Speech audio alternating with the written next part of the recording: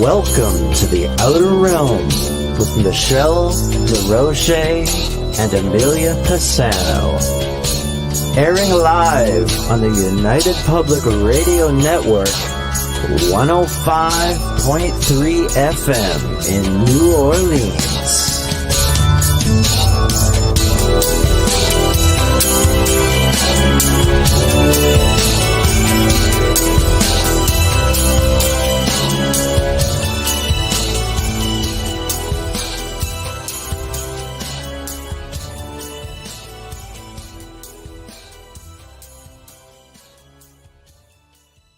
All right, everybody, it's time for you to get out and nominate your favorite podcasts. There's an amazing show I want you to consider for the People's Choice Podcast Awards. The Outer Realm in the category of Best Female Hosted Podcast. The Outer Realm is a very popular show hosted by Michelle and Amelia Pisano, which boasts millions of listeners each week who are well known for and have been complimented on their very laid-back, roundtable style of interviewing. Together, this dynamic duo brings you the best of the best with guests from around the world who are well-versed within their respective fields of ufology, paranormal, esoteric, and other areas of high strangeness, and more.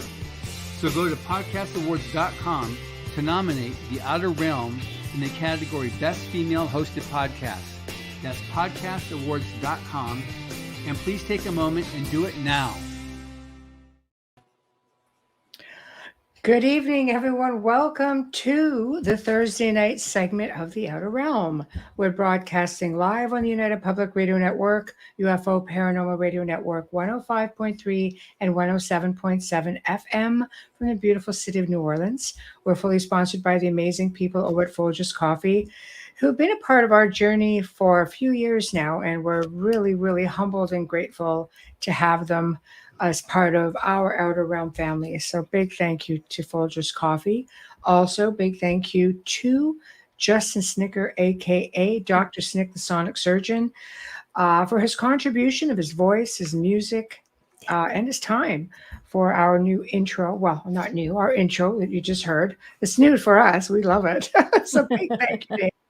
Also, big thank you to Steve McGinnis, the artist behind all of our logos and banners here on the show. So you can check him out on Facebook and Instagram. Much like Justice Snicker, he basically specializes in the horror genre and does some pretty phenomenal stuff.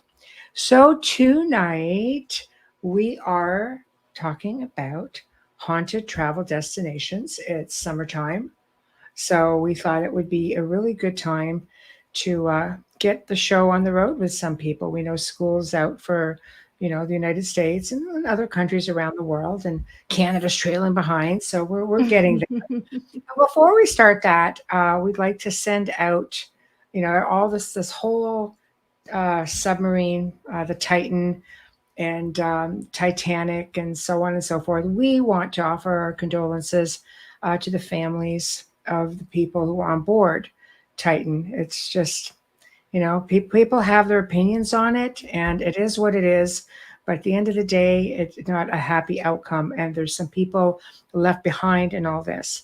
And there was a young man on there who really didn't want to go along, but went because of his father. And it was very important to his father. So it is what it is again. So from Amelia and I at the Outer Realm, deepest condolences to friends and families of those who were lost. So now, people chiming in. I like that. So we've got Chris being a ham in the chat room last night. I was in Facebook chat with two people. I was like so lonely. I know. It was lonely. I know everybody was in YouTube. Yeah. It's funny because the pre-recorded videos are always a little bit different. And, but gosh, they're so informative, and it gives us a chance to get into chat and interact with you guys also, directly. So we're kind of watching it along with you, especially Amelia, because There's a daytime recording, so she couldn't make it. I got to hear it for the first time. Right. So, but I love Mark Ollie, so Yeah, oh, I he's could listen to wonderful. him over and over again, and last night was no different. I mean, Merlin and King Arthur. Yeah. I will always call him King Arthur. Even though he was never a king. Well, you guys have to go back and watch that segment. I'm telling you, it was really. And he's so great. animated when he speaks, and he really keeps you tuned in. He keeps you there. So I love that about him. He's got a lot of these British mannerisms. I'm used to them because of Wayne. Like early days, Wayne gave me a list of all the British comments. He goes, so you know what I'm talking about? I'm like, okay. And I didn't think much of it, but then he started saying things and I'd be just laughing. I was like, I can't believe that's even a freaking word. So Mark Ollie was spewing off a few things in the chat or in the show yesterday, and Chris was just having a grand old time. He goes, I know, just tell me to shut up. I should stop. Oh my God. I'm used to it. I don't know who's more humorous. Yeah. I have friends and family who are British, so I'm so used to it. But I learned a lot. I learned a lot over the years. It doesn't faze me now when someone says something because I'm so used to hearing it. Right. Yeah. Right. I catch them. Then when I made friends with like Paul Francis, who's a host on our network, he's Irish but lives in Cornwall. I had to learn a whole new set of different things that I didn't catch on and got offended by when there were no offense. Like, what do you mean by that? He's like, no, it means this. I'm like, oh, okay. Because it's not British. Just saying, it's a whole other, he's got his Irish isms and then his Cornish isms. So yeah, it's funny any way you look at it. It just makes me laugh. It really does. It's just, the whole world is like that. They all have their own little mannerisms, sayings. Wanker is my favorite. I'm all going on about wanker. Can I tell you something that made me pee my pants the first time I heard it? And I didn't hear it. It was in a text, and it was my friend Dean Lanyon, who is Cornish, like born and bred. And I said, what are you doing? Are you taking your daughters out? Like, what are you doing today? And he says, I'm going for some. Now he writes the word Pasty, but Pasties. I read it as pasties. Oh. But it's pasties, which is an English pie, like with meat filling. Right. But the way he said it and wrote, I'm like, what? You're getting their daughters what? He's like, yeah, the meat filled, and I'm like, it took me a second. That was the word that threw me. That was 2014. It won't throw me now, but that was the word that threw me the most. Yes, Cornish pasties. Yes, he knows. But in Canada and the United States, I may add, that word is read pasties. Right. You're not wrong. Okay. So when you're texting that to me, you're not saying it.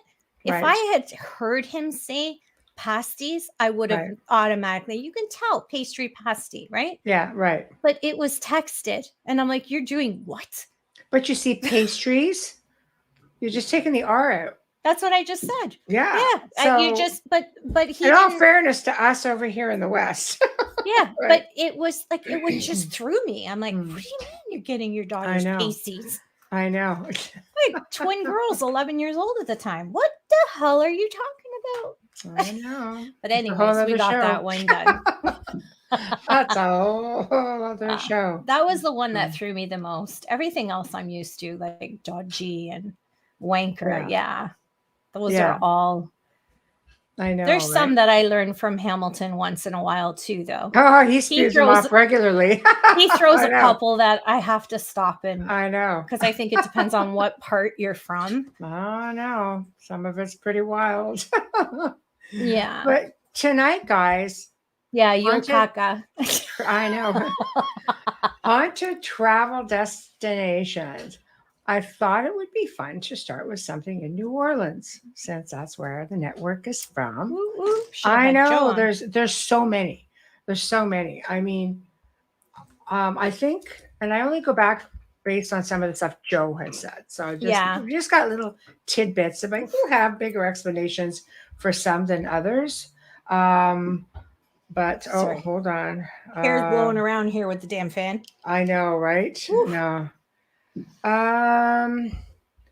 Let's start off with John Lafitte's Old Absence House. This is like this is a restaurant. So I'm going to read this because I can't remember everything, people. I try, but no, I'm getting old. So anyhow, so I have to print everything. So Andrew Jackson allegedly met the outlaw pirate to discuss plans for a British attack on the War of 1812. He agreed to free Lafitte's army of pirates if they in turn agreed to fight in the Battle of New Orleans. So originally built in 752, destroyed in 1788 in the Great Friday Fire that ravaged the city within hours. The current building was reconstructed in 1806, but as far as ghost tales go, the ghost sightings included Jackson himself, as well as spirits of Marie Laveau and Benjamin Butler, who used to visit there periodically. Other ghost sightings include a woman in a long white dress and a child running up somewhere up on the third floor. So many visitors have experienced sudden drops in temperature, doors opening and closing, chairs, bottles moving around on the bar, and That's hearing whispers active. seemingly coming from nowhere. So this is a place, if you're in New Orleans, called Jean Lafitte's Old Absence House. So I know, right? I don't believe that there is a square inch of New Orleans that is not haunted. Yeah. You know, I mean, Harriet Tubman, like you think about all the ritualists and the rituals that went on, and then all the people in the Underground Railroad that she brought across. How many people lost their lives trying to make that voyage? And it was a long one, and she did it, I can't even remember how many times, right, without failure. You know, I honestly don't believe there is a square inch that is not haunted. I really don't. I don't think you can go wrong with anywhere that you visit in New Orleans, but this is exceptionally active. It is. I'll see. Yeah. You know what? Like you say, New Orleans, I think so much tragedy. Yeah. You know, even right down to, you know, the last time, you know, it ended up underwater like that. So much loss of life there as well. Oh, Katrina. Yes. Yeah, exactly. You know, oh yeah, there's no doubt. There's no doubt. But well, even Anne like Rice had a field day in there. Yeah, for sure. But there's a lot of stories that go around that. The next one for New Orleans is the Sultan's Palace. This one's kind of wiggy. Built in the 1800s, it was a home of a sultan who was a very wealthy man with multiple wives and children. He had a harem of women, and many young boys held there against their will. Neighbors complained about the mysterious habits of partying with opium and torture. The palace's biggest mystery was the Sultan's demise. He was buried alive in the courtyard after his family and harem were hacked to pieces in a bloodbath by an unknown perpetrator. Today, his angry spirit is thought to be responsible for unusual noises, loud music, strong incense smell, as well as unwelcome advances on past female visitors. The crowd, right? Like, wow. I know that to me is just like, I don't know, man. Call me crazy, but that's. Dolly says this because people are not buried in the ground. There's crypts everywhere. Italy is like that as well. They don't bury you in the ground. In fact, until the pandemic, you did not see that because they had to do those mass graves because of the, you know. Yeah, but anyways, even in Italy, it's crypts above ground. My parents are in a mausoleum. They don't believe in being buried in the ground. But I didn't know that would be a reason for that to be so haunted. I would have thought just from all the violence that happened there and all of the storms.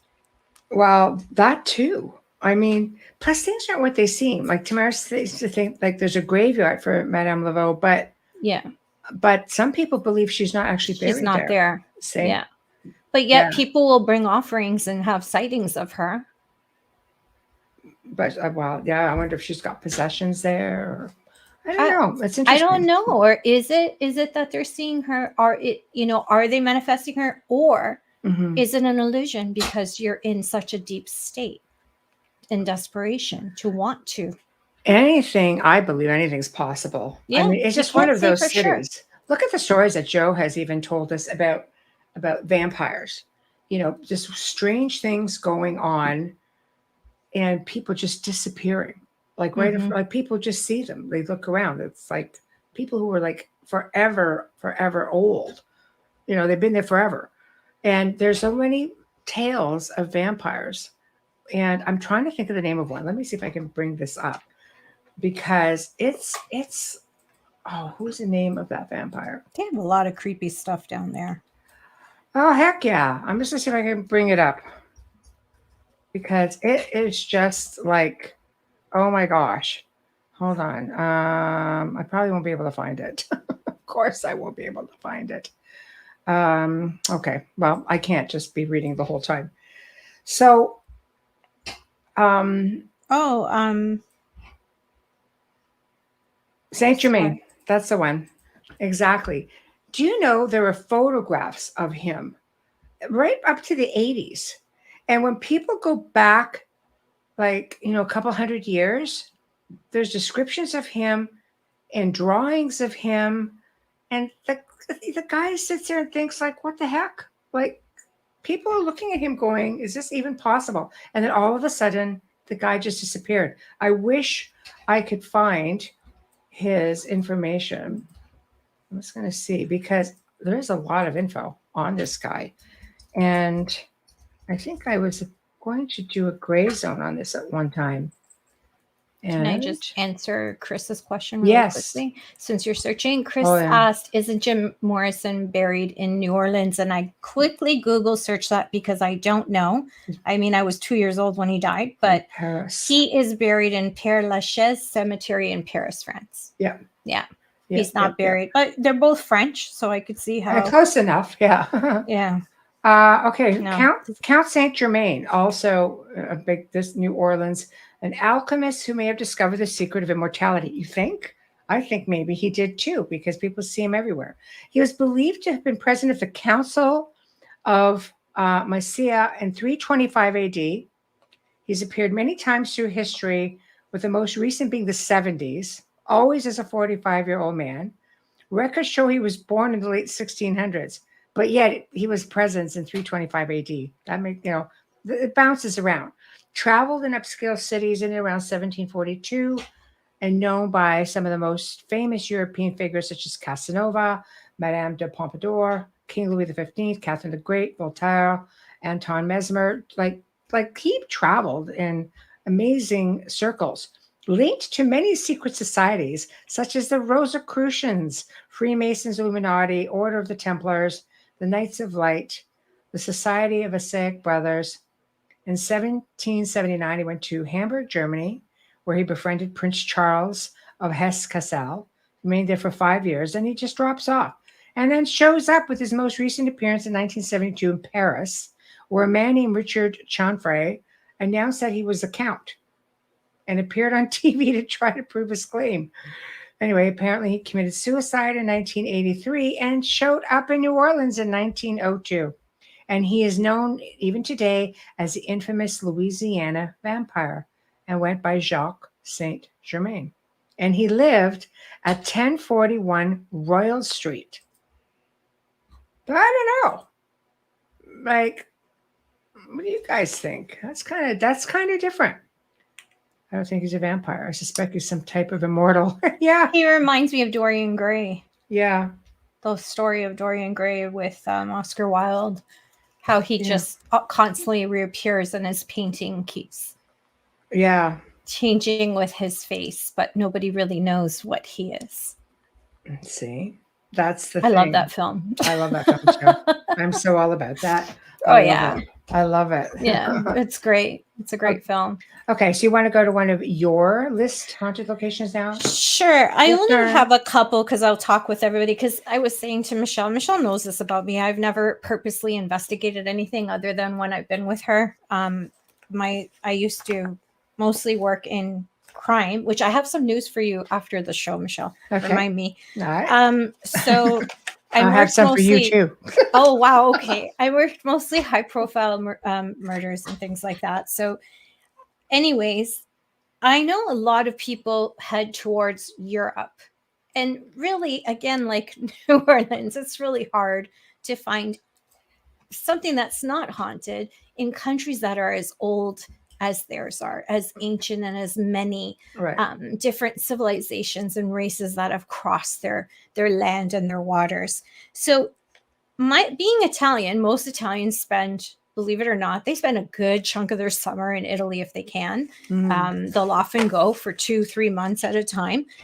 If you're going to this section of Venice, which is a popular destination, and Tuscany is just a stone's throw away. So we'll start with the Tuscan one. And again, I have to read it from the paper because I can't remember.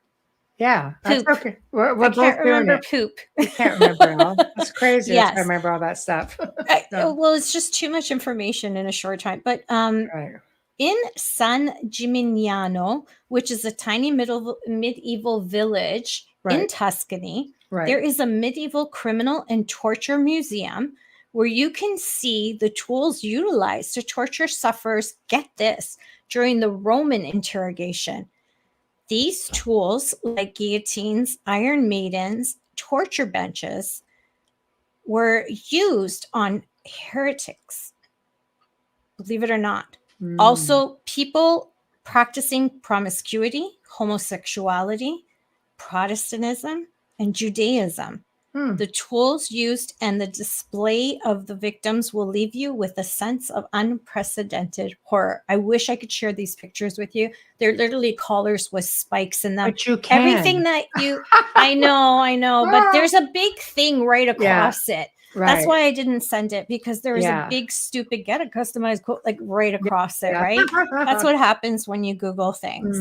But there are about 10 highly recommended locations. I'm only giving you 3 because now, if you're in Tuscany and you've seen that, you just take a short car ride over to Venice, and you're there. Wait for Bob's your uncle. Yes. And then I've got one in northern Italy. Wait for this. So Michelle and I have often spoken of Poveglia. And Poveglia is an island that's off of Venice, and I will explain to you how they used it. But what I need to tell you, that they are basing approximately 160,000 humans remains on this island. Okay, so keep that in mind while I'm talking. My mother used to say, instead of send them to go themselves, she would say manda Poveglia. Send them to Poveglia, so you die. Anyway. Nice.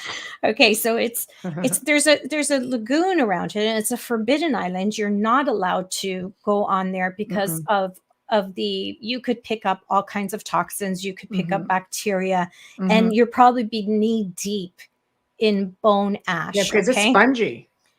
It's a small island, and it's surrounded by water. The well-known legend has it that a ghost, but the Italians call it a strega. There's a witch. Ill-fated the island, making it never more to dwell again, and people denied to breathe there. So with that, they would they made it as a mass funeral spot during the Black Death and another plague.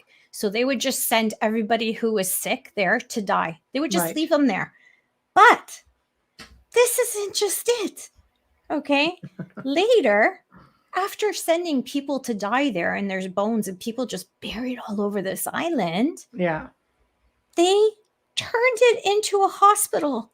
They did. For the mentally ill. Oh my God. They did this. That's what the building is on top of it, is the psych ward.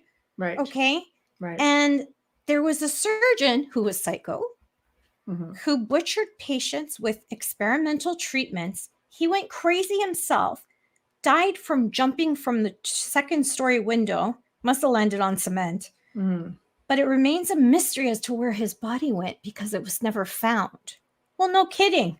All that ash. But anyways, through its documented antiquity, it's concluded that on average, 160,000 humans died on Poveglia, authenticating its standing as one of the most haunted places in Sorrento, Italy, as well as the world.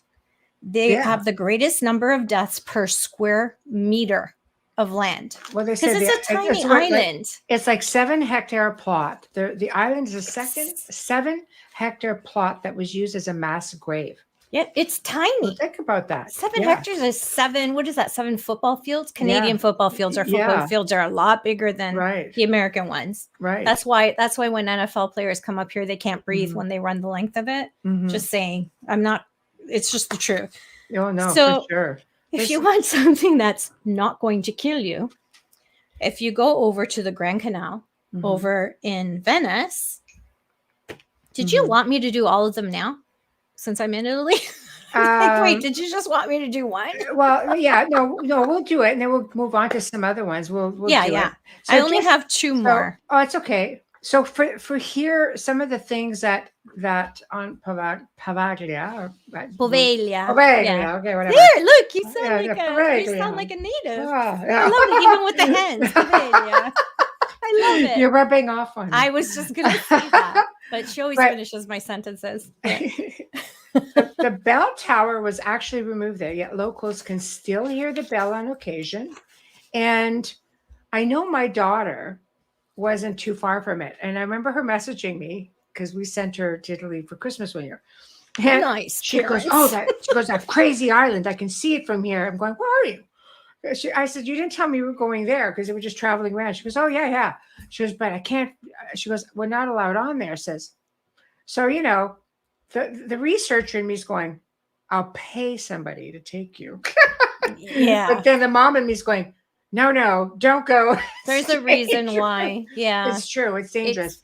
And she said she felt sick because she's very empathic, very, very open. She felt sick just being not that far from it. And I believe it because she can see it from the land. Oh, she can. And she said it was crazy. Well, the canal, but you know what I mean? You can see it from the city. It's right there. It's not far. And I know that there was, a couple of TV shows, because I've seen the segments from both different television shows who actually went there when they used to allow people to film. And both different shows. One, I think, was Scariest Places on Earth. I love that freaking show. Yeah, back in the 70s or 80s, and they had unbelievable experiences. And the other one is this some people love them, some people not so much show that shall remain nameless, but they went in there and had some, pretty horrific experiences as well. Yeah, now it's a federal crime if you touch the island. Oh, yeah. It's a federal crime because it's toxic and you can bring back diseases to the mainland. I keep saying mainland when it's Venice, but you know what I mean. No, for sure. It's toxic that could travel. And we just learned how fast something can travel. And it's the same with there, especially since travelers who go to Italy often will go to Greece and France as well, or Switzerland. They don't just stop there if you're doing a European trip. Right. Right. So I'll do the last 2. Yeah, for sure. This is also in Venice, and it's called the House of No Return. In Italian, it's called Ca Dario because of the owner of the person who built it, the architect. Now, neighbors refer to this house as the House of No Return, just due to the mysterious deaths that have happened to the ones who have occupied the home.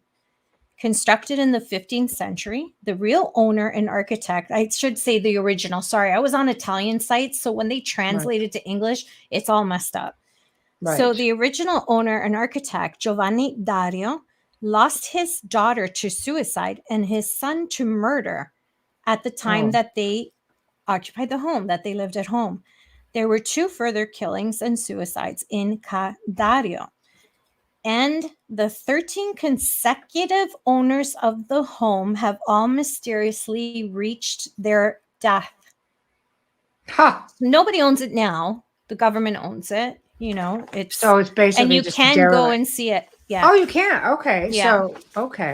So l'ultimo, which means a lot last. of people go to Italy now. You got places that you can go check out. These are places, if you're interested in that stuff, and most people, when they tour Italy, they go to Venice. So that's why I thought hit these ones. Southern Italy, I can tell you from Rome down, no matter where you walk, you're going to find something haunted. Right. Because there was so much between the Greeks, the Arabs, the Africans that came over. There was so much that happened there, and the wars, the Lebanese.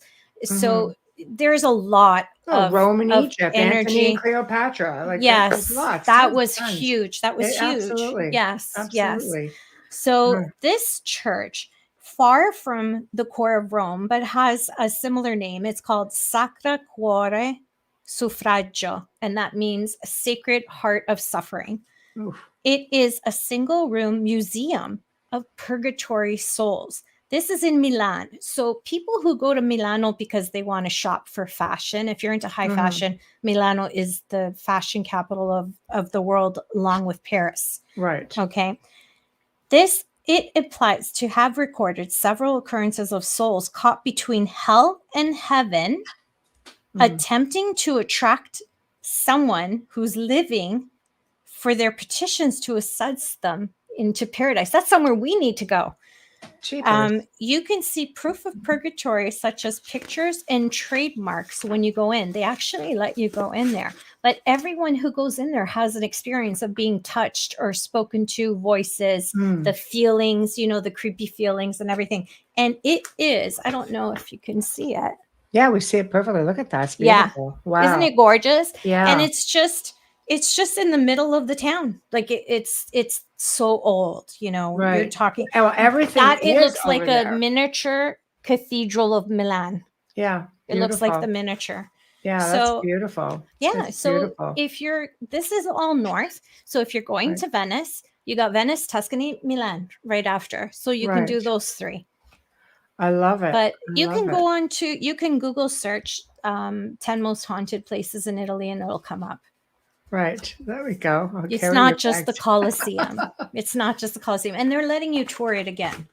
So but all that's these opened places, up again. Realistically speaking, all these places, even if you're going to historic places, take it from somebody who knows, because I have traveled extensively throughout my life. And, I wish, like, I had a phenomenal paranormal experience right in the Great Pyramid of Giza.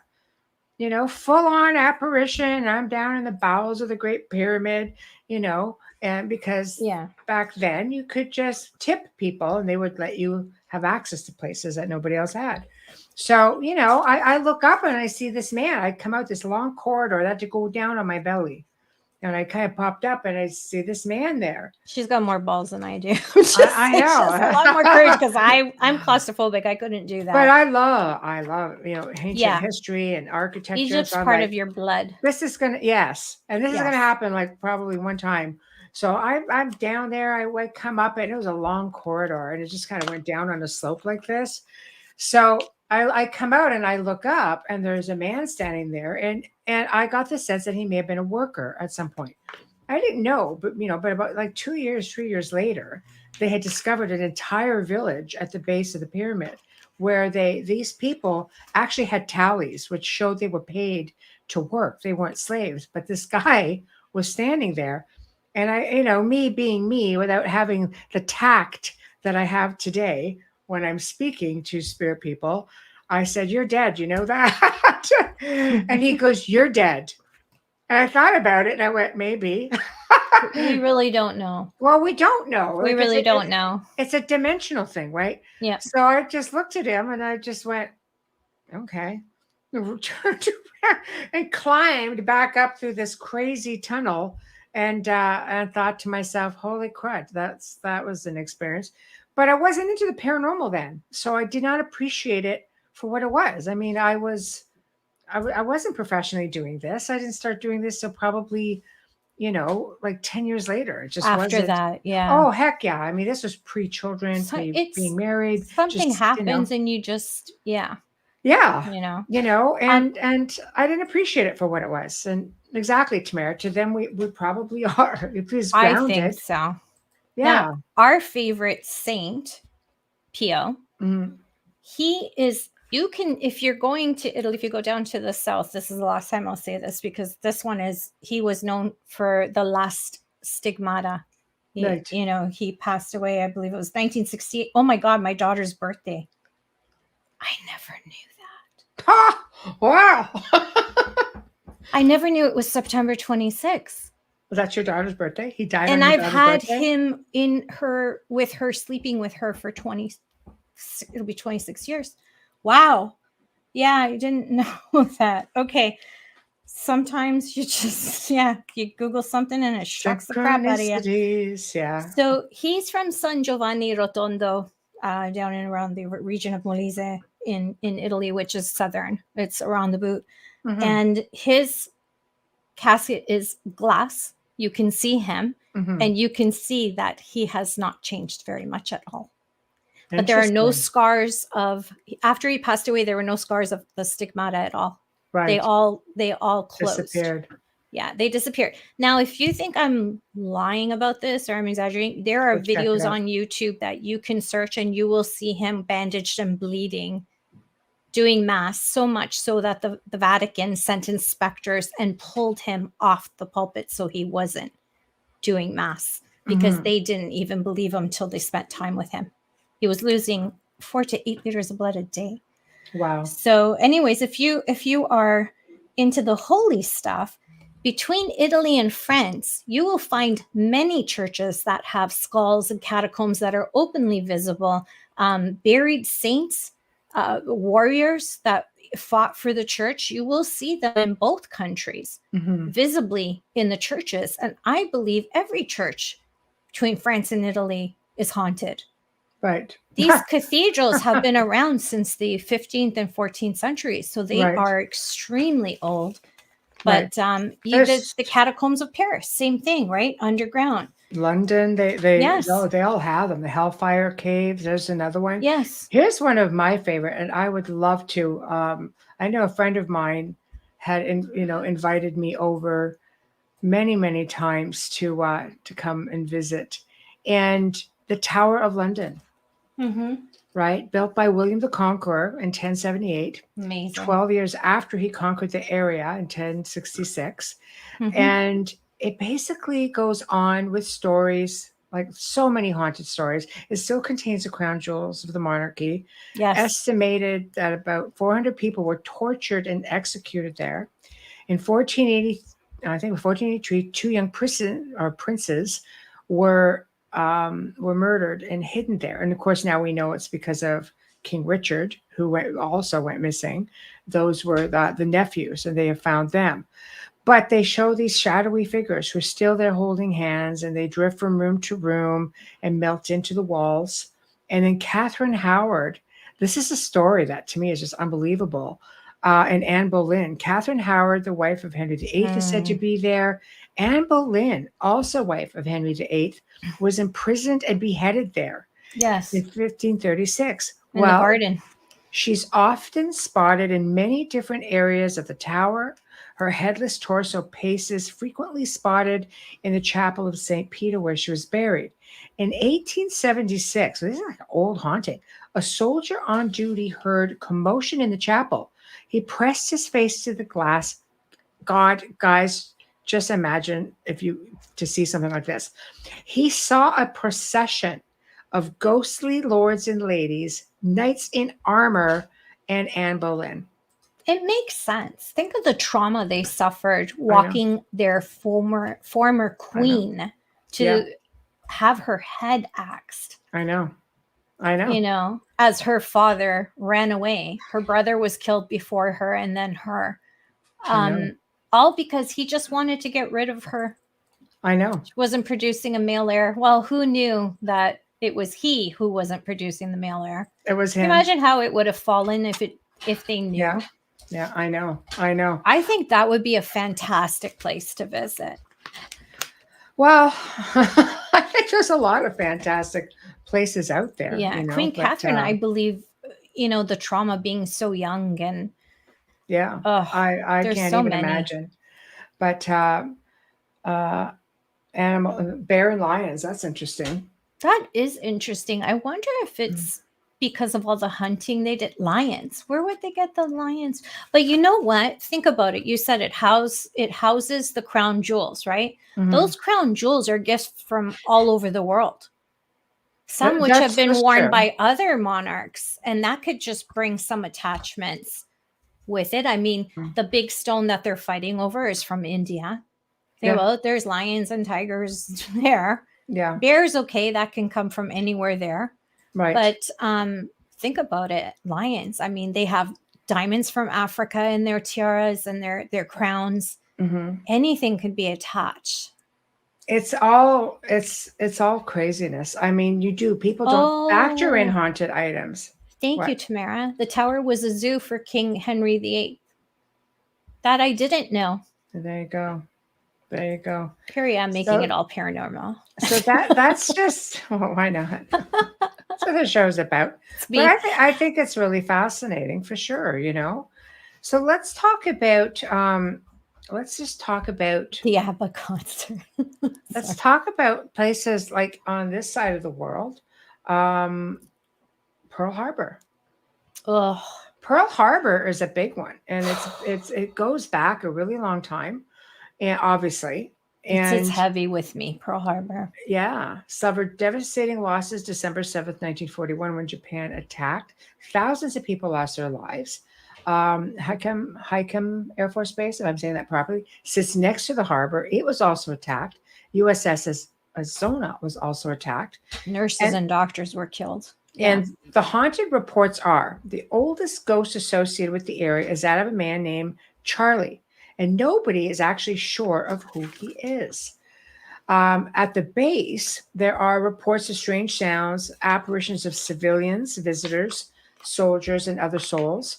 Security forces allegedly do not like to walk the grounds at night because of all the paranormal activity.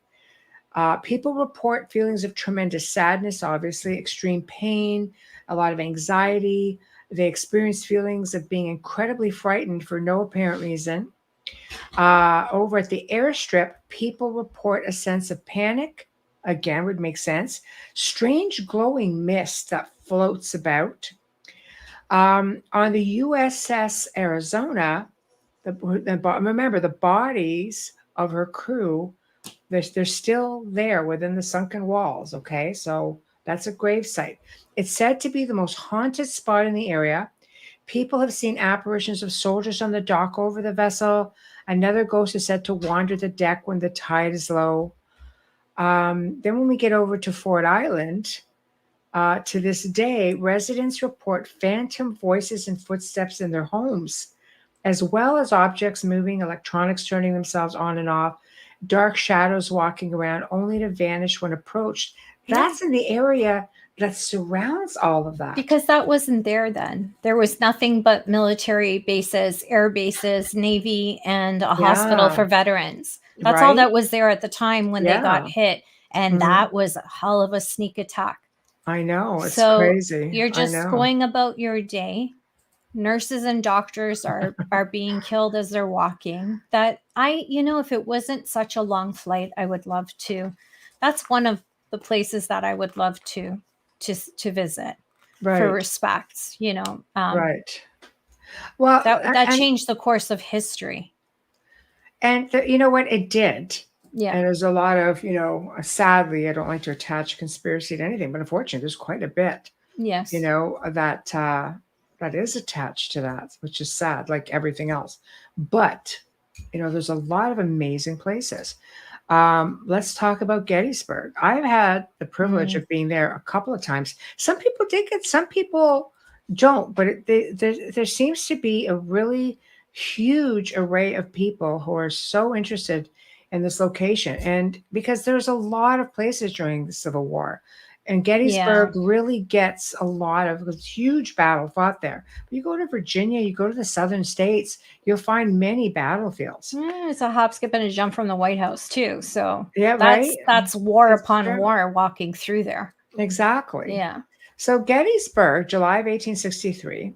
Apparently, this was this battle loaded with spirits. And I've been to some of these places. The Jenny Wade House. If you guys Google that, it's a fascinating little house. And she was, I guess, the heroine of, the Civil War in Gettysburg, because she had a sister who was in labor and she remained behind with her sister. And she was killed in the most obscure way because she had opened a door. She was just leaning down to put something in the oven. When she went up, something came through the door. Arsenal, came through the door and killed her. It's just unreal. And it's a fascinating structure as well. But the site is the only civilian death in the Battle of Gettysburg. She stayed behind to care for her sister, who had just given birth, and could not travel at the time. She was taking bread out of the oven, and as she bent down, she was struck by artillery from behind, which went through the door, and that door is still there. Yeah. You can actually see it, and the bullet hole is still there. Like nothing has really changed. They didn't change anything in there. The only thing that may be different is floorboards that would have been removed that were bloodstained, that are under glass to see. There's, you can't really go and touch it, right? But there's just like the Cashtown Inn. There's another one, the story of the ghost of a woman dancing in the ballroom. And researchers believe that the Union soldiers, James Culbertson of Company K of the Pennsylvania Reserve, still roams the hall of that inn. So, but I mean, for anybody who's really interested, see, there you go. This would be a really good place to go because there are soldiers that are seen everywhere. And there's so many videos and photographs that have been captured there for years now, not just, recent, Yes, I said a hop, skip, and a jump. Southern connection. I think a lot of Canadians say that, though. Yeah. Don't we? hop, skip, and a jump. Or things like Bob's your uncle. Just silly little things. Yeah. We speak of the Brits. I think we say a lot of that. Yeah. And there you go. And exactly. Bob's your uncle. Yeah. Bob's your uncle. That was Jenny Wade. And she was a lady, a woman. So sad. Yeah. Yeah, I hear everybody that's been to Gettysburg that has told me about it, and I'm so jealous because I really want a Gettysburg burger. Yeah. But I know. Really want one. I'm always jealous because they say it's like you're not even looking for it, and it happens. And I'm like, really, I want it to happen. It does. Me. That's a place that I would love to walk through and pay my respects and say thank you. And I think there's a combination of residual and intellectual haunting there. I don't think it's just one. I believe that there's both. But let me present this, and people, you guys can all chime in. Amelia, let me know what you think there also. But with the amount of people that go to some of these places, and we'll use Gettysburg as an example, just because we're talking about it, and people researching and people wanting so desperate. I guess I'm getting to the mindset thing. Do you think that, are we as the people who are investigating, are we creating some of that, or are we holding some of that back? And some of us, I mean, let's face it, too, as seasoned researchers, we go from location to location to location. So we bring a lot of that baggage with us. Mm-hmm. So I don't know, what's everybody's thoughts on that? I think it's a combination, like you said. Yeah.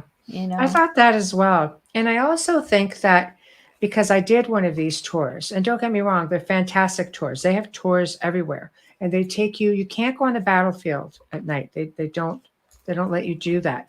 But you can do tours that take you along the edges of the battlefield. And they won't let you go at night. Well, not on the battlefields. That's not fair. You can get around it. There are places that you can, and you can stay at some of the old buildings that are now inns that you can stay and you can overlook it.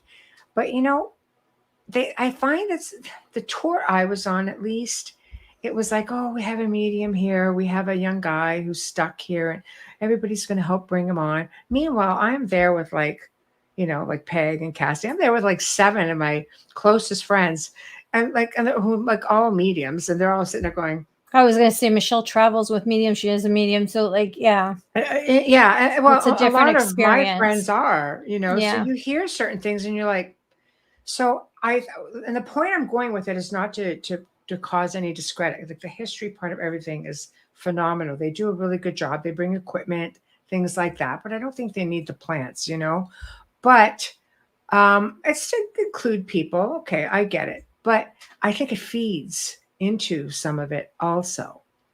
So maybe that's the idea, So I don't know. I think so.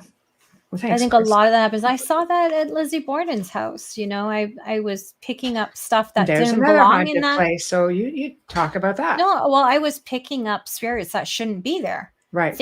People from our time, our lifetime. Right. So it was like constant here, let me help you get into the light kind of thing. Right. Because you're not supposed to be here. And this isn't a good place to be because investigators bring Ouija boards in here and they bring communication tools and stuff to speak with the other side. And I don't want anyone getting stuck there.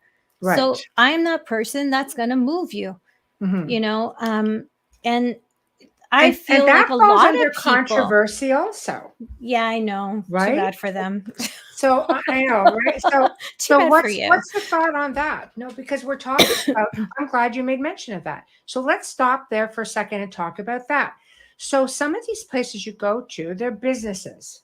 Okay, these are businesses, and some of that money goes towards the maintenance of some of these buildings because they're very expensive to upkeep and maintain. And so I'm playing devil's advocate. I'm just kind of I know you are, because we've had this conversation for years. We have.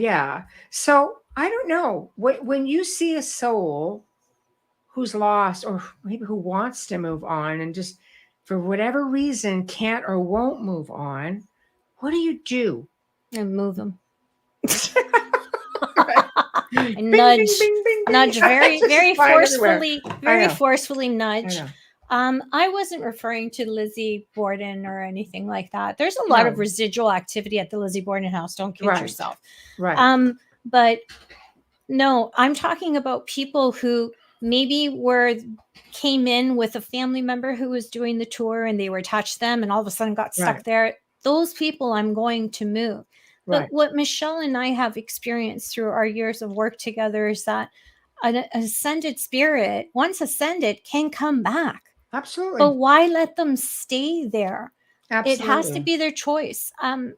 If I didn't move a child, the one time I didn't because I didn't know. But once, you told me and it was just funny because she'd be throwing things at Amelia. It's like, oh, she's a bit craggy today. I never paid attention. I never paid attention to how she looked. I had to practice that because you remember the work I did was mostly, remote viewing, which I didn't know I was doing. Right. And it was with crime. So they're all stuck. Right. But once Elizabeth, she comes and goes once in a while still. She's been here a few times, stuck, but she's not forced to be here. Exactly. With her 400 and something odd year old chair. Yeah. But if it was my kid, I would want someone to help my child. I agree. You don't want them in the dark because things come to them in the dark. Things occupy them. Things feed off of them. Just think about that. Would you walk by a helpless child? Now, I think any spirit, it would be really hard. It's very hard. But when I walked into Lizzie Borden's house and I had a few people there who passed away, from 89 in the 90s, I just went, let's go. Because they never asked to be there. They were just there because someone walked in who happened to have them with them, and then they get stuck behind because they think, oh, wow, look at all these other spirits. And they don't understand what's going on. Some of them might even think they're going to heaven. Right. I think they're in some sort of waiting room. Oh, yeah. I wonder, Lizzie Borden houses investigated, they draw spirits. Exactly what you're saying. Some are not intentional, but let me tell you something. When they had the investigations, those were all intentional. You got to watch what you're asking for. Right. Be careful for what you wish for, because this was a savage murder. Double murder, savage. The stuff that happened to her before, was tremendously traumatic and disgusting. What she went through, all that trauma, the abuse, that all stays. And I could tell you what room it happened in the minute I got up the stairs. I'm like, that's not a bathroom. This was almost like an attic. And he's like, yes, like, and you can see that. When you see that, you want to help them all go over. You do. You know? It's really difficult. And I understand, people have their businesses and this is the new thing. But what happens when the fad is over? Or what happens when you just can't go out and do anything anymore? What do you do at that point? Yeah. If you don't want your spirits in your location to go bye-bye, don't invite me. Right. Because I'm not saying it with, saying that I'm not judging you. I'm just saying that I personally cannot live with it. Right. I can't be who I am and what I do, go into a place and not help someone get out of a dark place. To me, they're not dead. Right. They're still living, and they deserve. They're just without the body. It's just they deserve a better life, and it should be their choice if they want to be there to help you or not. And if you're good to those spirits, maybe they will come back and help you. But if you're nasty to them, right. Well, we're proof, Wayne and I, of having spirits that have been more than happy to be there, and I've done events at many locations where spirits are grounded, and and others not, and offer to help the grounded ones, and the ones that aren't actually help them a lot, and they're very interactive. Did you want to get this? I'm going to read it from the big print. Kathy, hi Kathy, welcome. Roger Garza, who is a host on our show as well, told me one time a young man was attached to me and was unsure of where to go. I kept telling him to go into the light. The next time I talked to Roger, he told me the young man was gone. Good for you. Yeah. You did the right thing, in my opinion. Roger and Faye Garza are Latino Psychic Visions, which are on Wednesdays at 5 Eastern. And this mug's for you, Saturday mornings, 11:30 Eastern. Yeah. Check them out. And he just spits out those readings, man, when you watch him. Yeah. Chris Phoenix says our spirits are eternal and might be caught up in the physical for a minute, but eventually we go into the eternal. Absolutely. And we might come back to the physical again and again. LOL. We be crazy that way. Yes, we be. Some of us more than others. So yeah. And our third host, Tamara, is here. Hello, Tamara. Always move spirits on when you can't send prayers to the angels and to help them, and they will. That is true. If you don't know what to do, just ask for the light to come in and surround them and help them over. And that's all you can do. Visualize it. Visualize the light taking them over into a better place or another dimension, depending on your beliefs. And it's important. Think about it. Would you want to be working once you pass away and your spirit's wandering? Would you want to be working for someone else to make a ton of money? I think I'd haunt them. Oh, I'm sure it does. It happens. I'm sure, Yeah. So there's always a way. But as long as there's a need and an interest, you'll always find places. And sometimes it's like people they're just not versed in how to do it. They just stay at, like I personally will always stay at a location that is haunted and preferably old. I love staying at very old structures. When I'm in Europe, especially, like I always do my best to stay at really historic locations that are 400 or 500, 600 years old, 1,000 years old. Do they leave mints on your pillow and do turn down service? Oh, they do amazing things there for sure. But you get the bonus of the ghosts, so it's a lot of fun. And sometimes you do get the bonus of them if they come around. Sometimes they do, sometimes they don't. But it's not an investigation or investigative type of place. You just go in. I've slept, like when I was in Romania, it was quite funny, because Melissa, Adriana, and I were there, and Adriana, had her friend at the time. So they were staying in one room, and Melissa and I were in another room. And Melissa sleeps like a dang rock. A freight train could go right smack beside her. That girl will not even budge. So we're at the base. You clear your throat. I'm going to bounce up. We're at the base of Bran Castle, pretty much. We're not very far from it. We're staying in a villa. Beautiful. And if Adrienne is still in chat, I'm sure she'll chime in. But so it's like 7 o'clock in the morning, extremely ungodly. And we're in a villa. And I hear really loud in my ear, Michelle. What time? Like 7 a.m. That's like when I go to bed. And I hear a Michelle. I was like, I snap up, because I'm like, Melissa, what are you doing? Why are you talking to me? I know. She is like out freaking cold. And I'm like, all right. I roll over and I go back to bed. So of course, then when we get up, like at 10, like, did you just let me talk in your sleep or something? She goes, no, I'm cold. I don't remember anything. I was like, So anyway, but things happen like that happen to me a lot, actually, when I travel, which makes me it's a bit unnerving. How does everybody knows my name? That's a big room if the three of you can share the room.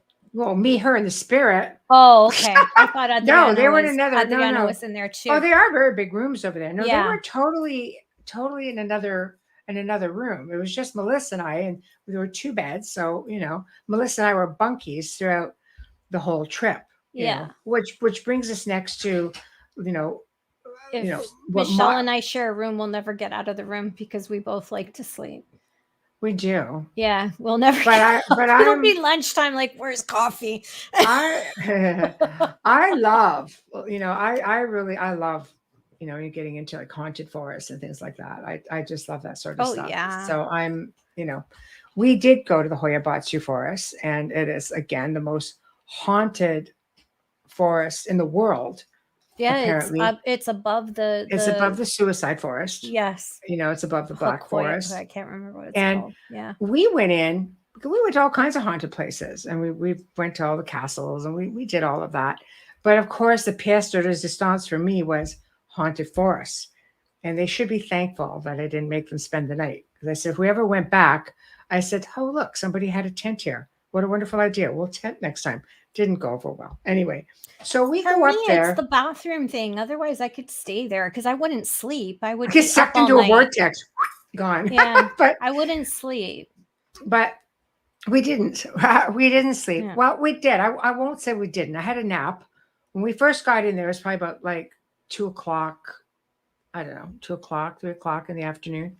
And I had a little nap just to try to get a feel for what was going on. And it was always funny because everybody said, oh, you're going to the haunted forest on the night of the supermoon. And I'm like, do you want to get all this other energy? I'm like, no, I actually just want to find my way out. Yeah, you want to have some kind of light because you know that your batteries are going to be sucked to nothing. Everything got sucked to nothing. And but it lit up the whole circle. It was just so bright. It was amazing. We experienced so many things that night. And, at the end of it all, we were left with one iPhone 4 at the time. That was pretty current, just saying. And Melissa had that. And then we had a little Hack Shack, which was just like a little, like the SP7 ghost boxes that was going, and all kinds of stuff was coming out and talking. And oh my God, I could be here for, the next 20 minutes talking about the story. And I've said it many times, so I'm not going to say the whole thing again. But tell them about what happened to the girls though. See? Yeah. So beware. I'm going to say, out of everything that happened in the forest that night, okay, because it was a lot that happened in the forest that night, we ended up at going to our hotel that night, state-of-the-art hotel, and we were miles away from the forest at that point. And there were things, I'll back up 1 minute. The only way to get power in the room is to take your key card, put it in a slot in the wall. You need to know that. Yes. Before the story. Yes. And all the power turned on. Without that, there's zero power in that room. When I say state of the art, it's state of the art. So that we're sitting there. Melissa and I we're just, hanging out, and Adriana's upstairs. And all of a sudden, like, the phone's just ringing and ringing. We're just like, nobody knows we're here. Pick it up. Nobody's there. Adriana ended up calling afterwards going, what the hell shit's going on up here? And I was just like, yeah, down here too. So I was just happy to have Wi-Fi. So I'm on my phone going, oh my God, I got freaking Wi-Fi. And Melissa's just like, her phone keeps going and chirping. She's holding it. She goes, do you see what's going on right now? And I'm going, okay, back to my Wi-Fi. I didn't even think about it really, because I'm just so used to having stuff happen to me. It was, I didn't think twice about it. So she ended up setting up the video camera, and all night there was just pacing, and the phone was ringing. Things are happening. it was a bit of a long night, but we slept. We were okay. When we went home, they were followed. I didn't have any experiences. They were having experiences between them. Now, not that all of Romania isn't bloody haunted. Pretty darn sure it Oh is. yeah, it's just as old But as the rest of Europe. Yeah. oh, you're doing the whole like Vlad Dracul freaking tour. I mean, you're hitting The historic, Vikings, all of it, yeah. all Yeah. of it. I mean, the top of Huayabatu has got like cultures going back 16,000 years. And there was tons of stuff. But it goes to show, like, there was a lot of stuff that went on after the fact. Things can follow you back. And they did. Like, they would be messaging saying, oh my God, blah, blah, blah. Is this happening to you? I'm like, no, no. I didn't yip off in the forest. Somebody yipped off in the forest. Anyway, that's an inside thing, but it happened. That's you need to know that this can happen. Now, I just want to mention Chris said Waverly Hills. Mhm. I've talked about this before because the Booth brothers did a whole documentary on Waverly Hills, which was so touching because they interviewed people who are still alive after working there, and they told the story of the people who lived at Waverly Hills. They told their stories. I have a lot of artifacts from Waverly Hills. I have medicine bottles, glass IV bottles with the glass inside of it. I have syringes that look like something out of a 1960s sci-fi film. And what you can't see, because I have to better my lighting, is my entire office has portraits and amazingly taken photos that Chris St. Booth took that I bought at auction around my office. So that is definitely a place that I want to come to. And no, you're not that gay. I would let you do my hair though, because I get my nails done. But he said I'm so gay that we would do each other's nails. So I have a lot of gay friends, and like they know not to touch my nails, but you can braid my hair, and I'll do yours. But anyways, I make a great friend. Like my gay friends love me. We're gonna find. We're gonna go to another spot. Hold on. We're gonna talk about. Again, this is a place you could go for free. Some of these places we're mentioning, guys, they're free. You want to go wander around like Gettysburg, for instance, or some of these countries you can go to. I mean, there's not too many places you couldn't just get go a burger if you go to Gettysburg. If you're a meat lover, like get a burger. Everybody talks about them like they're eating. They're very good. Yeah. You had one? Yes. Well, okay. Now we need to go back because it's not fair because I didn't. But let's talk about Little Bighorn, Custer's Last Stand. Yes. Now, this was the indigenous fight for their freedom. Last Stand Hill. So none of these troops under Custer's command survived the fight. And he had 5 companies that rode in with him. And horrific. It was horrific. The Last Stand. There was the North Cheyenne, the Arapaho, the Lakotas. They just overwhelmed the troops. Now, Crow oral history claims that Custer may have been seriously wounded earlier in a battle with wounds in the arms, chest, and temple. Several Indian accounts reported men in the 7th Cavalry committing suicide prior to the failed assault by the warriors, and that Custer himself committed suicide. So this has been proposed by scholars, given the nature of the head wound to which he had to his left temple. So, his body wasn't mutilated, as most of the others were. So if there was something, they didn't mutilate him. But the ghostly reports there are as follows. Reports of the battlefield being haunted began to surface in the 1940s. In August of 76, 100 years after the battle, visitors reported sudden drops in temperature while standing on what is now called Custer Hill, where his body was found following the battle. Many visitors have reported hearing murmuring sounds. Employees and visitors have claimed, blah, blah, blah. Thursday, folks. Thursday. to have seen mounted warriors near the site and vanish when approached.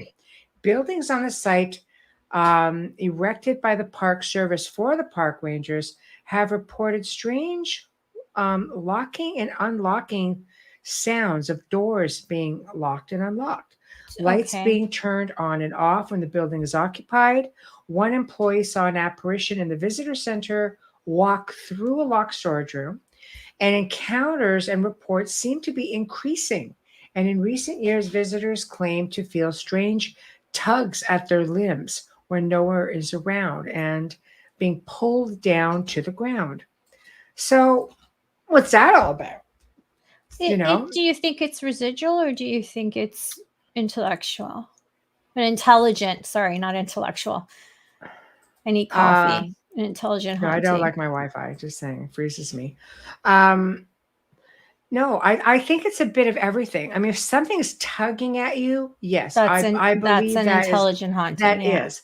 Yeah. But all of the phantom sounds that you hear, I think that is definitely that could obviously definitely residual for sure.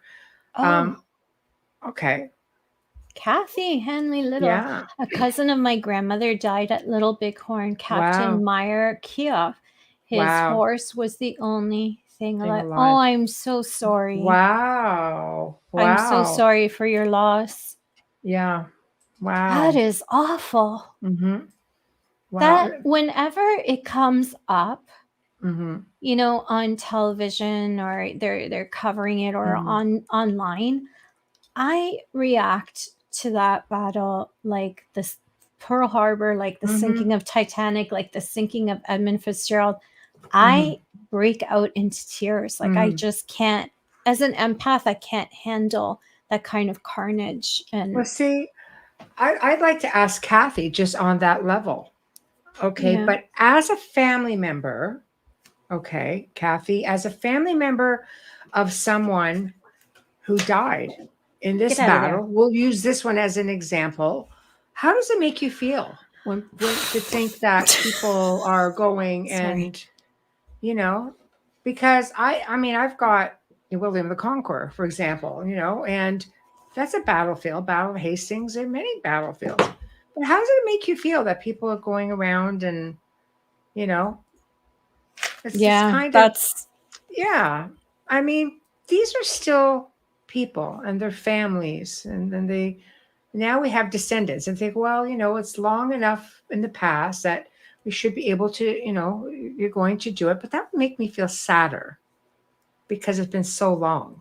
It can't be forgotten. Things like that can't be forgotten. We need to constantly be reminded so it doesn't happen again. That's the issue with nowadays and wanting to cancel everything. Sometimes you need that reminder. Yeah, that's a big one for sure. And I believe any of these wars could happen again. I really do. Look at the riot on Capitol Hill, and we won't go into the politics of it, but look what a person can do by speaking. We don't even have to go back to the devil himself. With but I'm not talking about the person who was in office. I'm saying we don't have to go back in time to someone who controlled a lot of people's thoughts, and there was a genocide. These things can still happen.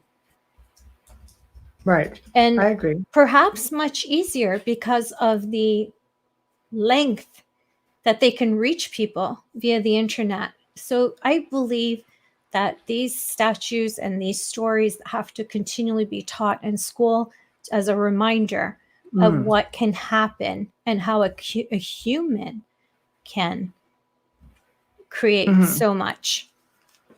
Yeah, I agree devastation. With you. I agree with you. I think we need to really take.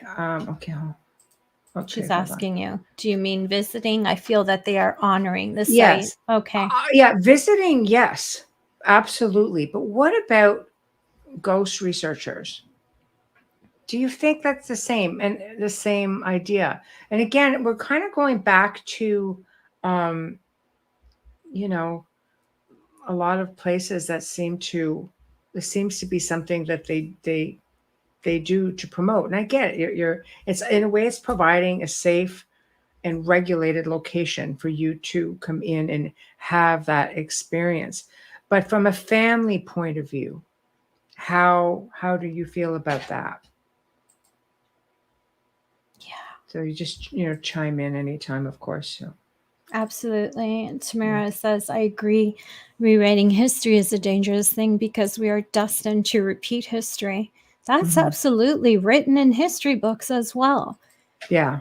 And you also remember when there are statues and groups of people have been killed because of their race, their ethnicity, or whatever it may be. Right. It's also destructive to remove it because it's almost like we're going to forget that happened and move on. And you're almost denying their ability to grieve and discuss it and keep the memory alive of their loved ones. That's a touchy subject. I understand that. I'm giving my personal opinion on it. Yeah. I think it's a bad idea when you try to cover up history. It's just a bad idea. And stop going after books that have certain sayings. Some of those books that they're going after were written in the 1700s, for Pete's sake. Don't take anything out of context. Have respect for things that happen. Respect people whose people have suffered. Yeah. Okay. So let's get into, we're going to actually, before we keep going, we're going to play a couple of other podcast awards, and then Amelia can do our sponsor ID. Absolutely. So let's go over with UFO Undercover, because you heard ours, of course, at the beginning of the show first. Anyway, here we go. We were first. Yeah.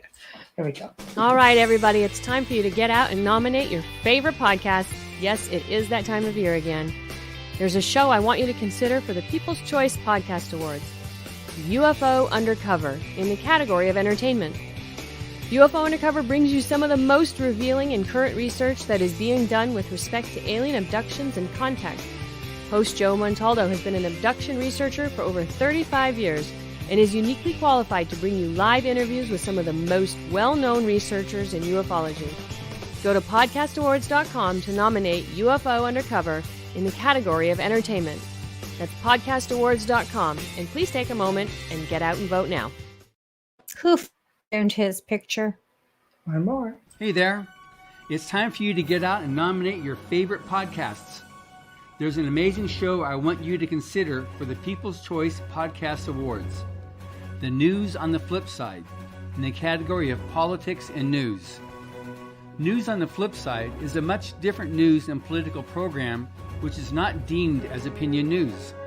Listen as Joe Montaldo brings to you just the facts from trusted sources which will allow you, the people, to make up your own minds on the various stories being reported on.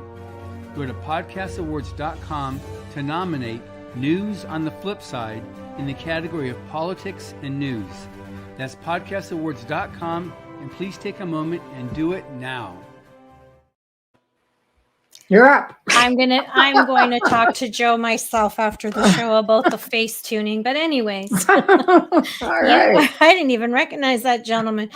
You are listening to The Outer Realm with Michelle DeRoche and Amelia Pisano, coming to you live from the gorgeous city of New Orleans on 105.3. They're going to hang me if I ever get there. And 107.7 FM radio. We are live and archived on Roku. So if you're joining us or you're watching us on Roku, thank you for joining us. And please share us with your friends. We don't have a guest tonight. We're just having a huge and incredible discussion on haunted destinations. If you're looking forward to doing something abroad, this is the show you want to listen to, because our chat room is chiming in as well on some of the places, commenting and giving ideas. So if you are just tuning in, no worry, you can stream our archives on any platform that you normally use. Just don't forget to share us with your friends. Common thing that comes out of my mouth, right? We want to give a super duper huge thank you to the amazing people at Folgers Coffee for continually sponsoring our show and giving us another year. Thank you, soldiers. Folgers. We're talking about soldiers who drank Folgers, huh? I had to look into that one. How did that slip come out? Yeah, that worked out pretty good. It's a good rhyme, Amelia. I'm starting to wonder if something's tapping my shoulder. A huge thank you for our intro. And sometimes when we get to play the outro, seriously, it's fabulous. To Dr. Snick, the sonic surgeon, Justin Snicker, award-winning composer and musician. You can find his music on Amazon and Bandcamp, and check him out on Facebook and Instagram because he's dropping clips of his music all the time, so you can pre-listen before you buy. And also Steve McGinnis for doing our banner, his artwork. How do they get in touch with him if they want to? Facebook Michelle? or Instagram. There we go. Yeah. Steve McGinnis, if you're looking to do something professional, he's your artist. There we go. Now, if you're watching us on Facebook or you're watching us on YouTube, make sure to hit subscribe, like, and share. Thank you so much. Back to Michelle. See, that was easy. Why do I feel like I'm in a freaking newscast? Because I say back to Michelle. It's so that I know that I've finished it and you hear me. But soldiers, I've got it in my heart now. See, with the soldiers. I know. Like, share, and subscribe. Yes, Tamara. Okay, so back to Kathy's answer to my question about how she feels about it. Yeah. Kathy says, being empathic myself, I feel that it's something that should be done by expert investigators, not novices. So seasoned investigators, ones that will have respect for the deceased. I agree. I agree with you on that as well. I've done shows. We love you, Chris. In the past where we were asked to get information via the history. And I got approached years after that to create a show, which I do. I do a lot of behind the scenes stuff. I do create content, and I do help assist for creative content and things like that, whether it's show names or whether it's just content, whether it's just bringing people together for stories. And I was asked if I could put together any show, what would I do? And the one that stood out the most for me that I agreed to is, if you could do any series and have your own show, what would it be? Because I've turned down a lot of series because it just, to me, everything's been done. And if it has a silly title besides that, it's like, no. So anyway, one basically was to go to a historical location where it was hard to get answers. So example, we did a sizzle reel in Niagara Falls. A sizzle is where you do a very short first episode, and that's what goes to the production people. Yeah, like paraphrase. Exactly. Yeah. So the sizzle reel consisted of communicating with a spirit, which we did with technology. And one of this individual, and this was not researched. We just basically popped out a name, who had gone over the falls. He was one of the first people to go over the falls. Well, we know the person went over the falls, and they didn't find much of him because he went ahead and he thought, to stabilize the barrel, I'm going to put an anvil in it and sit on it and hold on to the top. Okay. So we wanted to know what happened inside. What did you go through? So this spirit spoke, came through the device and told us everything that went on. But he's basically started off by saying, they told me not to go. My friends told me I shouldn't do this. One of those friends, by the way, was another man who had gone over the falls successfully, and a woman also who went over the falls successfully. All they found of this guy was his forearm. That's all that's buried. It was like hamburger meat because he was inside with an anvil. You can imagine when he went over. So essentially, he told us what he was feeling at that moment and exactly what happened. That's the kind of thing we did. I also included a location, Mount Everest. Everybody wanted to know, did Mallory make it to the top or not? Nobody knows because he didn't make it down. And where he was found, he could have been descending or he could have been ascending. These are the type of things that I think would be of interest. The hidden history, the stuff that we don't have answers to, but everybody asks about. Mm-hmm. Of course, we had Canada, England, everybody wanted this. And then it went to a certain large network south of the border. And it ended up on another popular show spinoff. So I thought, well, it was great enough to yank. All right, well, I guess it was a good enough idea for someone to just and use it. So, but you know what? That's good. Blowing kisses to Chris. Yeah. Right, this is part of what I do. I also consult and I also create. It was heartbreaking behind the scenes, right? So that's it. It was heartbreaking because you talked about it to me. That was before it went somewhere else. Didn't see that happening, but it does. Oh, it happens all the time. And I was dealing with a production company who produced large motion pictures on Netflix. Yeah, and you all didn't of think these it would do that. But you know what? I laughed about it afterwards because there was two though. I talked to you about a different one. Yeah, that one was, I can't believe where it ended up. And it's still on. No. This was a different one. This is a different one that I approached you about out of New York City. The one that we did a sizzle for was an entirely different. No, I know it's completely different. But one of them ended up with one major host. Oh yeah, that's the first. That's how good the concept was. That's the first one. Well, because I know what I'm doing. I know how to put together a show, and I did just that. I gave enough locations to do like 12 to 15 different spaces or locations. But that's the point I'm trying to make in all of it, is that I think really good concept would be, don't we have better questions to ask historical spirits, or ask, when you meet soldiers, what were you going through? Do you want to go home? Are you tired? Like, you got to be tired. Did you know you were going to die? Well, there's a lot of things, and a lot of research do exactly that. Because even people who are alive, like my uncle, who was, he was kept prisoner by the Nazis for over 3 months. Wow, does not talk about right there. It. Does not talk about it. My friend Denise, her dad was in prison. Never spoke of it. Right. See. I think you'd get more information out of a spirit than you will out of somebody who lived through it. They do not want to go back there. No, for sure. But this is what I'm saying. Like, there are places like this. And I'll say, Little Bighorn, because we're speaking with Kathy. Like, wouldn't it be fascinating to know? I mean, it happened. It's history. It can't be changed.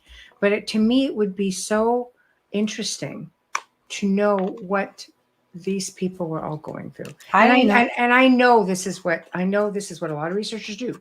This is what a lot of battlefield research and things like There's that. There's a lot of integrity here with you. Well, I wouldn't do another show unless it was you. Yeah, but I helped put that one together, though.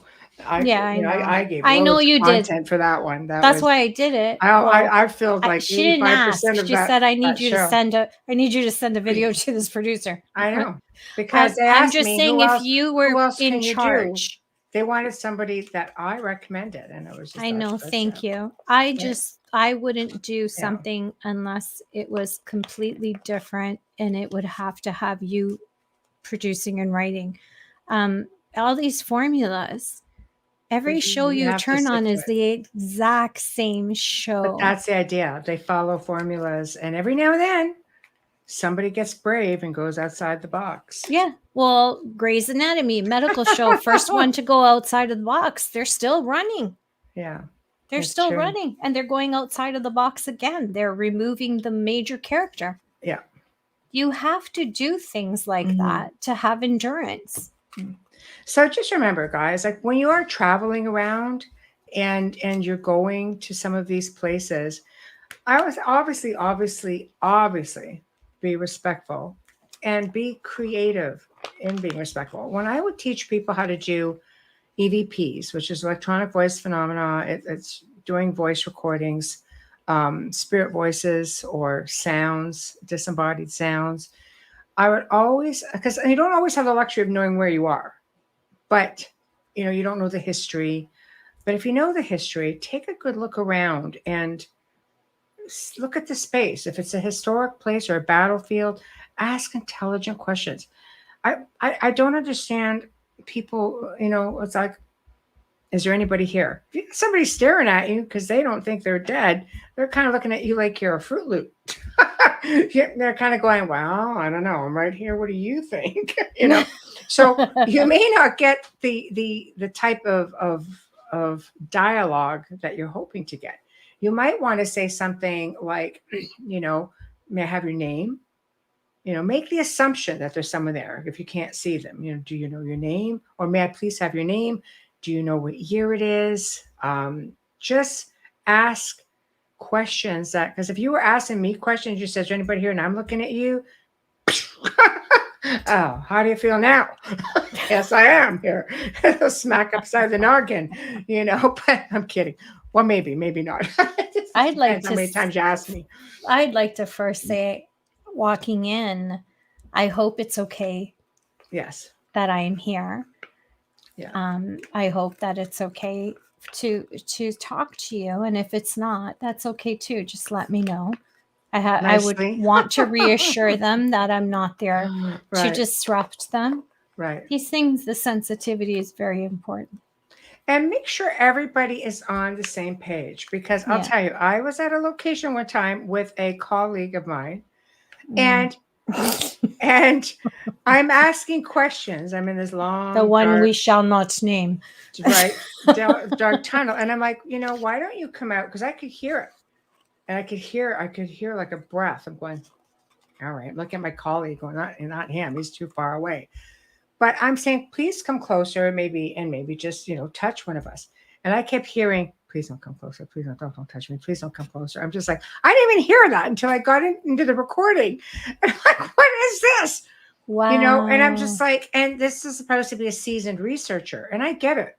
Sometimes people, you have a degree of fear or uncertainty, but don't be put in that position. Like, don't allow yourself to go into a position if you're not 100% comfortable, because the spirit beings know it. They're still people. They're spirit people.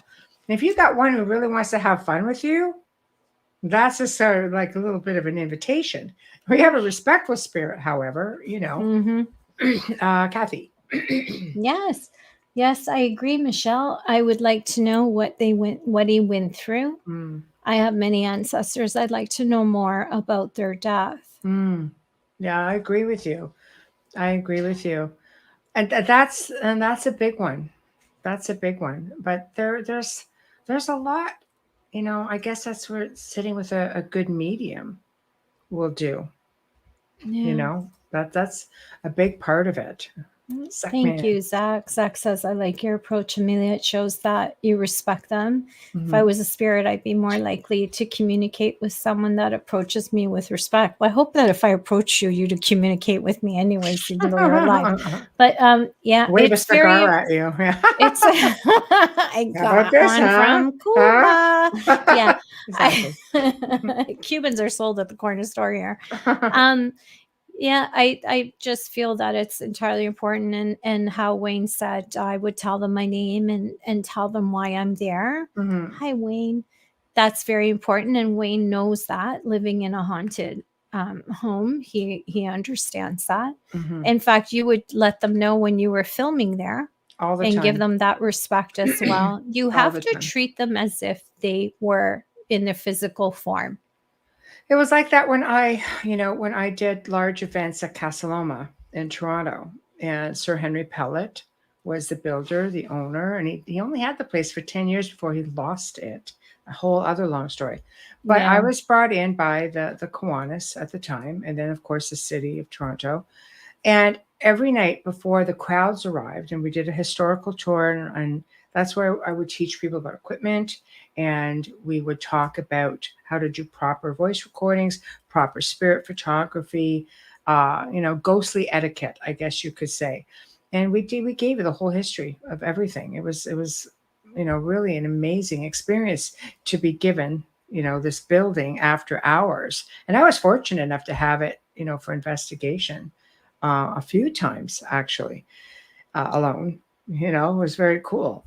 But every night before the crowds arrived, because we'd get between 100 and 125 people a night, and I would go through the castle, and I would go to where I knew the spirits were. And one, of course, being Sir Henry Pellet, who wasn't stuck there, by the way. He's been spotted there a lot, but he was not grounded. Like, everybody picked up that he was just happy to be there, and he just, really come to terms with everything that happened. He did. Yeah. So I would walk into his study, and I would say, "Oh, hey, Sir Henry, how are you? We're expecting this many people this evening. They're going to be roaming about here and there. We're starting over here at this part of the house, 180,000 square feet. So we're going to be moving over here, and that was it. And there was this one building off site, which was called the cottage. And this is where the family lived while the castle, and it was a full-on castle, was being built. But before the castle was built, there was a huge stable that was built. And back, in like 1900, early 1900, I think it was like $200,000 or $300,000 to build a stable, which looked like a mini castle. Just, phenomenal. Yes. So this place was really amazing. And they opened it up for a different part of the tour. So I'm by myself in the house, and I'm at the end of the night. I was like, okay, because we were there all the time, I would put all the cameras away, in locked closets so people could still tour throughout the day.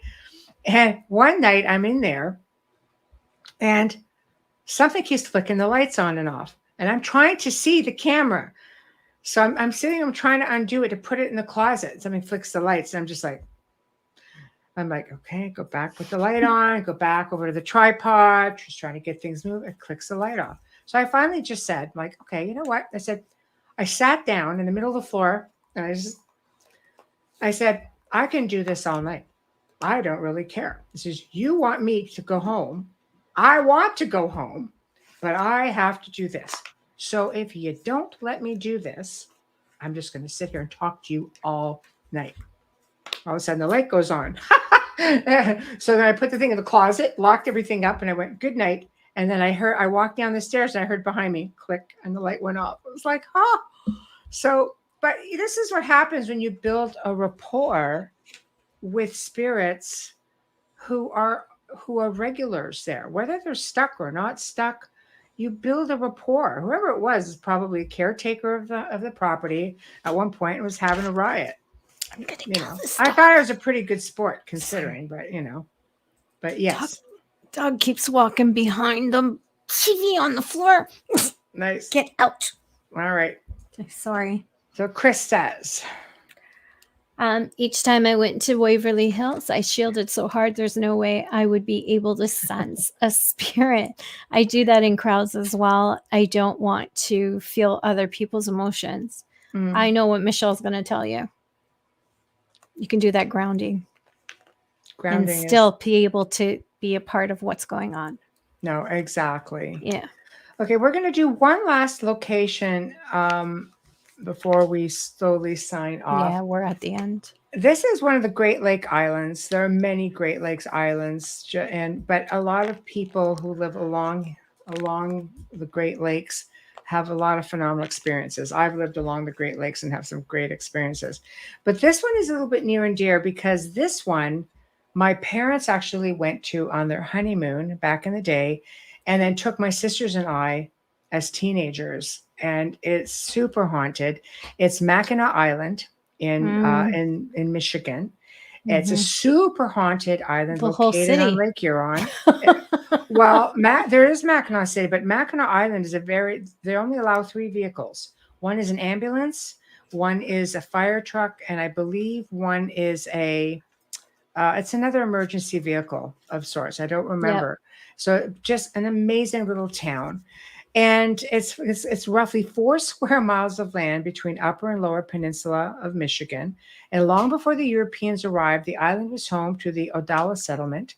It was an essential part of the fur trade, which led to the establishment of Fort Mackinac by the British. It was the site of 2 battles in the War of 1812. In the middle of the 1800s, it had become home to commercial fishing and became the island's biggest industry. In fact, the governor of Michigan has a huge a huge property up there. So it became Michigan's first state park in 1895 after the government's departure. By the end of the 19th century, cars were restricted and continues to this very day. So I know, again, that, the whole place is haunted, but the Grand Hotel is said to be the primary hotspot for paranormal activity. Legend says that when the hotel was being built, the workers found a body while digging the foundation. Another story tells of an evil entity, black mask, red eyes, says to rush at people. In the hotel's theater, stories of a man with a top hat has been seen playing the piano at the bar, while others have seen a Victorian woman roaming the halls and sometimes even getting into the beds. Another hot spot is the drowning pool, where 7 women were accused of being witches in 17 and 1800s. And back then, of course, it's the traditional method. If you're a witch, you were tied to the rocks by your feet, drowned, right, thrown into the water. And if you sank, you were innocent. And of course, if you didn't, they would drown, right? So visitors report mysterious splashing, shadows, and dark figures floating above the surface. The fort itself is also very haunted. I've been. It's a crazy place. People have reported seeing strange orbs, apparitions of phantom limbs, sound of crying babies, phantom furniture sounds, ghostly children laying with toys or playing with toys. And a list of paranormal activity is long, and the island is well worth the visit.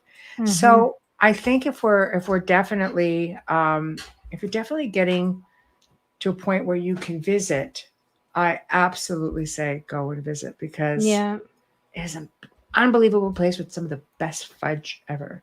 And it's only 3 hours from Saginaw, which is completely haunted. There's a whole series of films by Steve Shippey based on that. Lost his flip-flop. You put your foot in Lake Ontario, you'd lose your foot. Just saying. I'm 10 minutes from Lake Ontario. Glows in the dark. It'll glow in the dark. So, yeah. Wow. Yeah. If you go to Mackinac, take the 3-hour tour, not on a boat. Not on a boat. And head into Saginaw. It is all haunted.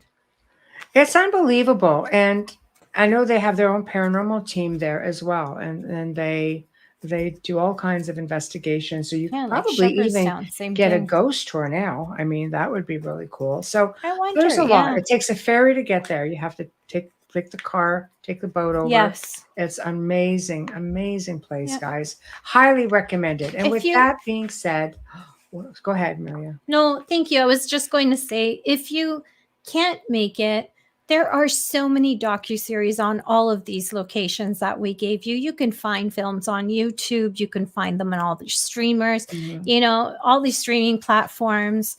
Don't feel like you have to pay a fortune to travel, but there's some ideas. And if you're just not able to go, check them out. Look for the docuseries. Like I said, I know Mackinac and Saginaw are on DVD.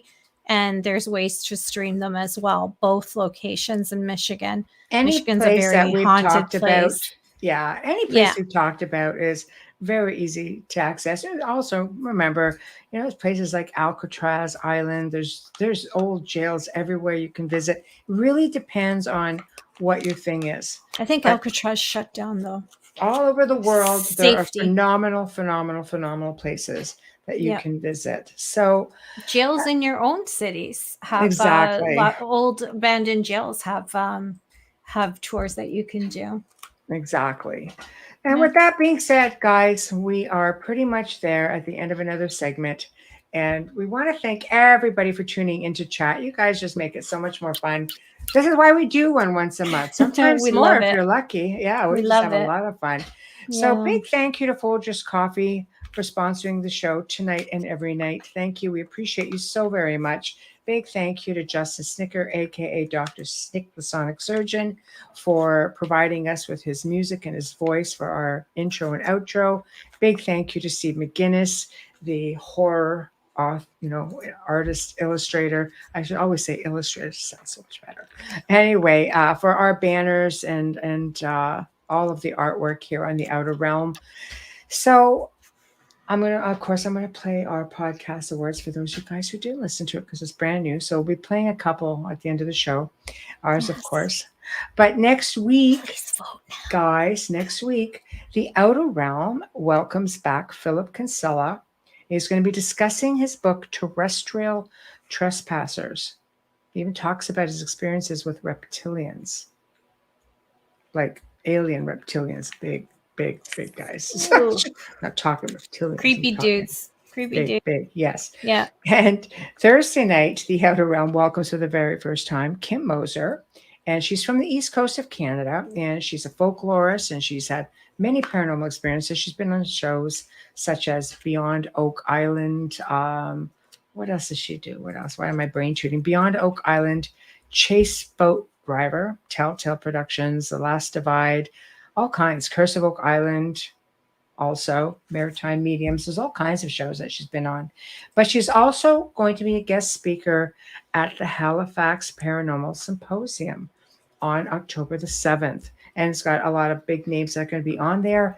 And we are really, really pleased that she's going to be joining us. And she's really just delightful. And she's had a lot of paranormal experiences. And she's going to be sharing a lot of that with us. So until then, good night. Have a fantastic weekend.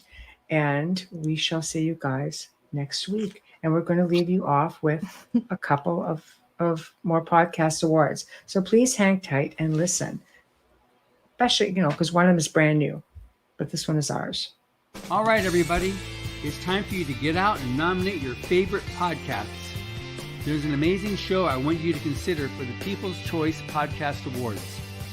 The Outer Realm in the category of Best Female Hosted Podcast. The Outer Realm is a very popular show hosted by Michelle and Amelia, which boasts millions of listeners each week who are well known for and have been complimented on their very laid-back, roundtable style of interviewing. Together, this dynamic duo brings you the best of the best with guests from around the world who are well-versed within their respective fields of ufology, paranormal, esoteric, and other areas of high strangeness, and more. So go to podcastawards.com to nominate The Outer Realm in the category Best Female Hosted Podcast. That's podcastawards.com. And please take a moment and do it now. It's time for you to get out and nominate your favorite podcast. There's an amazing show I want you to consider for the People's Choice Podcast Awards. Writers and Illustrators of the Future podcast in 3 categories: education, storyteller drama, and art. For 4 years, the Writers and Illustrators of the Future podcast has provided advice and tips from international best-selling authors, world-class artists, contest judges and winners, and industry professionals based on the world-famous Writers of the Future contest created in 1983 by L. Ron Hubbard to help the aspiring writer and artist no matter their age. It is dedicated to the future of storytelling and art by showing that it is never too late to start, and those who make it are those who never give up. Go to podcastawards.com to nominate the Writers and Illustrators of the Future podcast in any or all of the 3 categories: education, storyteller drama, and art. That's podcastawards.com, and please take a moment and go out and vote now.